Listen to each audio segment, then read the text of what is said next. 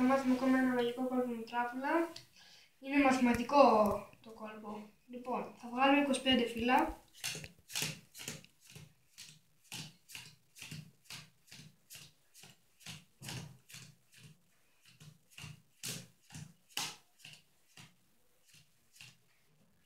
Θα αφήσουμε στην άκρη. Και τώρα θα βγάλουμε το πρώτο φύλλο, είναι 7. Αυτό θέλουμε να το κάνουμε 10, δηλαδή 8, 9, 10. Αυτό είναι ένας άσος, 2, 3, ο άσος είναι 1, 2, 3, 4, 5, 6, 7, 8, 9, 10. 5, 6, 7, 8, 9, 10.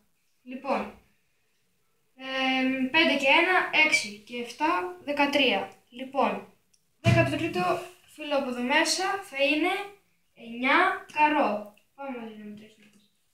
3, 4, 5, 6, 7, 8, 9, 10, 11, 12, 13. 9 καρό. Λοιπόν, αυτό είναι το κόλπο. Τώρα πάμε να δούμε πώς γίνεται. Δεν πρέπει να ετοιμάσουμε κάτι στην τράπουλα ή καμία παχύτητα. Απλώς πρέπει να βγάλουμε 25 φύλλα.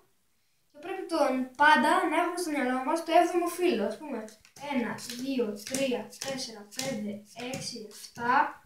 Το 7ο φύλλο. Ρήγας, κούπα. Αυτό θα το έχουμε στο μυαλό μας πάντα.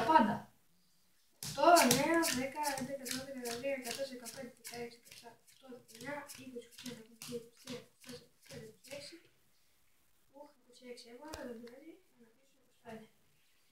Θα αφήνουμε στην άκρη αυτά. Και τώρα βγάζουμε το πρώτο φύλλο, face up, είναι 3, και τώρα βγάζουμε face down μέχρι να φτάσουμε στο 10. 4, 5, 6, 7, 8, 9, 10. Αυτό για 3 φορές. Έχουμε κι άλλο 3, 4, 5, 6, 7, 8, 9, 10. Για 3 φορές. Έχουμε αυτή την τελευταία, 10. Και τώρα τα προσθέτουμε. 9 και 3, 12. Και 3, 15. Βάζουμε αυτό το πακετάκι που βγάζουμε τα φύλλα πάνω από τα 25. Και τώρα θα βγει το 7ο φύλλο. Αυτό που θυμόμαστε στην αρχή. Ρήγας, κούπα. Λοιπόν, 1, 2, 3, 4, 5, 6, 7, 8, 9, 10, 11, 12, 13, 14, 15. Λοιπόν, όταν φτάσουμε στο 15ο, το φύλλο δεν θα είναι αυτό. Είναι 10 καρό. Πρέπει να προσέξουμε το αμέσως επόμενο, δηλαδή το 16ο. Ρήγας, κούπα. Αυτό είναι το κόλπο. Ελπίζω να σας άρεσε. Θα λέμε την επόμενη φορά.